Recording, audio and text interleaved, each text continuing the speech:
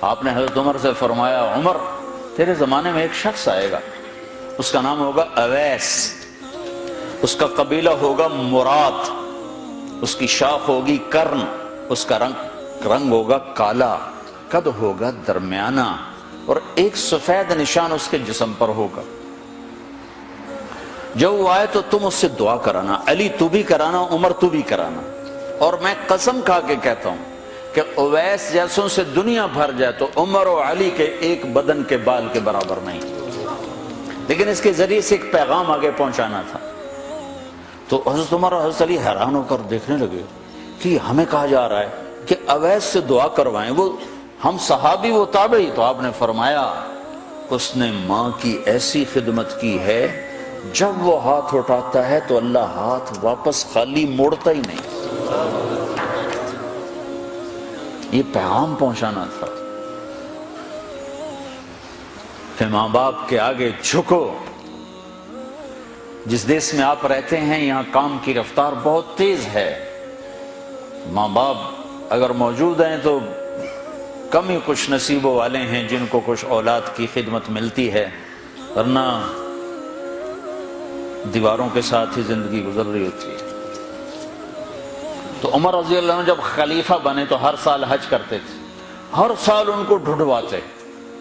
اب مجھے یہ نہیں پتا درمیان کے کوئی سال ہوں گے کہ ایک سال آپ نے حج پر سارے حاجی اکٹھے کر لیے، ایسے اپنے سامنے کا کھڑے ہو جاؤ بھائی، سب کھڑے کر لیے، کہنے لگے بیٹھ جاؤ سارے یمن والے کھڑے رہو، تو سارے بیٹھ گئے، یمنی کھڑے رہے، کہ سارے یمن والے بیٹھ جاؤ، قبیلہ مراد والے کھڑے رہو، تو سارے یمنی بیٹھ گئے، مراد والے کھڑے رہے۔ اس سال میں یمن گیا جماعت میں تو اویس کرنی کے گاؤں گیا، ان کی جگہ پیدا ہوئے، جو ان کا قبیلے کے لوگوں سے ملا، اس علاقے سے گزرا، دیکھا کہ اچھا یہاں وہ ہستی پیدا ہوئی تھی۔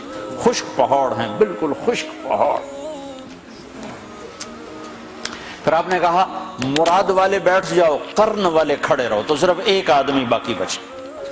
تو آپ نے اس سے پوچھا تم قرنی ہو؟ کہ جی ہاں۔ اویس کو جانتے ہو؟ کہ جانتا ہوں، میرا سگا بھتیجا ہے، میرے بھائی کا بیٹا، لیکن وہ تو تھوڑا پاگل سا ہے، آپ اس کا کیوں پوچھ رہے ہیں؟ تو عمر رضی اللہ تعالیٰ عنہ رونے لگے، کہا وہ نہیں، تو پاگل نظر آتا ہے۔ پھر آپ نے پوچھا کدھر ہے؟ آیا ہوا ہے حج میں؟ ہے؟ کہ جی ہے۔ کدھر ہے؟ کہ جو اونٹ چرانے نکلا تھا عرفات کی طرف۔ تو حضرت عمر نے حضرت علی کو ساتھ لیا اور دوڑ لگائی اور پہنچے عرفات کی طرف، تو دیکھا تو ایک آدمی ایک کیکر کے درخت کے نیچے نفل پڑھ رہا اور اونٹ اس کے چاروں طرف چر رہے۔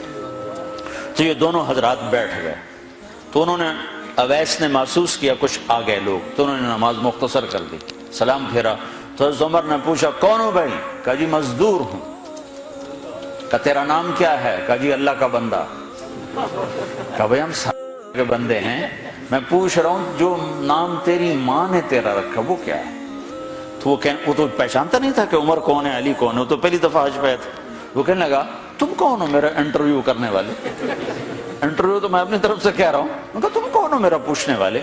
تو حضرت علی بولے یہ امیر المومنین ہیں عمر بن خطاب، اور میں ہوں علی بن ابی طالب۔ پھر وہ ایسے ایک دم گھبرائے، دونوں کو سلام کیا، میں معذرت چاہتا ہوں میں نے پہچانا نہیں۔ تو عمر رضی اللہ عنہ نے فرمایا ہاتھ اٹھا، ہاتھ اٹھا۔ برمنگھم والوں کو پیغام پہنچے کہ ماں کی خدمت کیسے کی جاتی، کہ عمر جیسا ہاتھ اٹھوا رہا ہے، علی جیسا، علی جیسا۔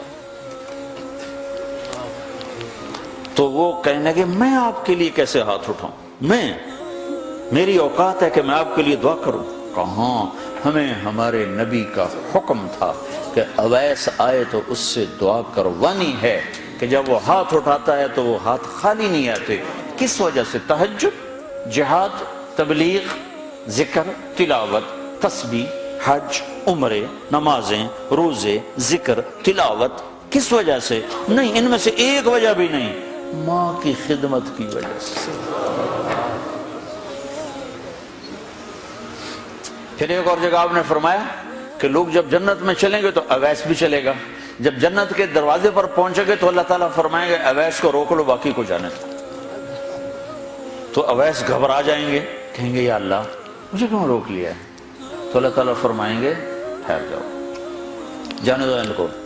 ہاں بھائی، اب یہ سامنے جہنم کے لوگ کھڑے ہوئے ہیں، تو شفاعت کر، تیری تو فعل لاکھوں انسانوں کو جنت میں ڈالو، تجھے اس لیے روکا ہے کہ تو شفاعت کر، جدھر تیری انگلی اٹھتی جائے گی ان کے لیے جنت لکھتی چلی جائے گی، ان کے لیے جنت لکھتا چلا جاؤں گا، جدھر جدھر تو انگلی اٹھائے گا۔ صرف پونڈ ہی سب کچھ نہیں، مائیں بھی بہت کچھ ہے، صرف پونڈ ہی سب کچھ نہیں ہے، باپ بہت کچھ ہے۔